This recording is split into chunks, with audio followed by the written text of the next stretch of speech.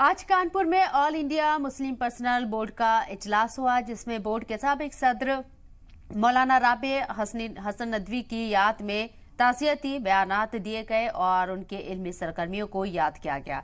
इस मौके पर all India Muslim personal board के सदर मौलाना खालिद सैफुल्लाह रहमानी ने कहा है कि इस्लाम में लव जिहाद जैसी कोई चीज नहीं है। वहीं all India Muslim personal board के रुकन मौलाना खालिद रशीद फिरंगी महली ने मरकजी वज़ीर दाखिला अमित शाह के मुस्लिम रिजर्वेशन को लेकर बयान पर पलटवार किया है। मौलाना खालिद रशीद फिरंगी महली ने कहा है कि मुल्क में मुस्लिमों को रिजर्वेशन सच्चर कमेटी की रिपोर्ट की बुनियाद पर दिया गया। उन्होंने कहा है कि बीजेपी की तरफ से कहा जा रहा है कि मुस्लिम रिजर्वेशन को खत्म कर देना चाहिए, ये आइन मुखालिफ है।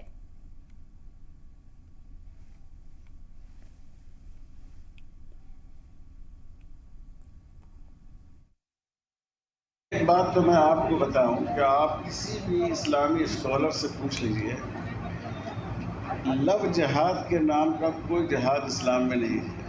न कुरान में है, न हदीस में है, न हमारी फ़िक़ह की किताबों में है। लव के माने हैं मोहब्बत करने के, और जिहाद के माने हैं जालिम को ताकत से रोकने के।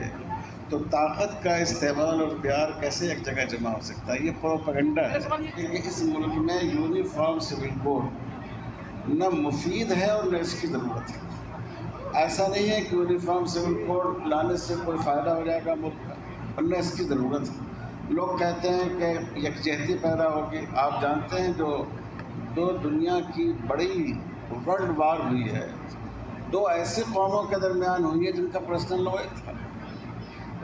ईरान और इराक़ के दरमियान 10 साल जंग चली, दोनों का पर्सनल लॉ था।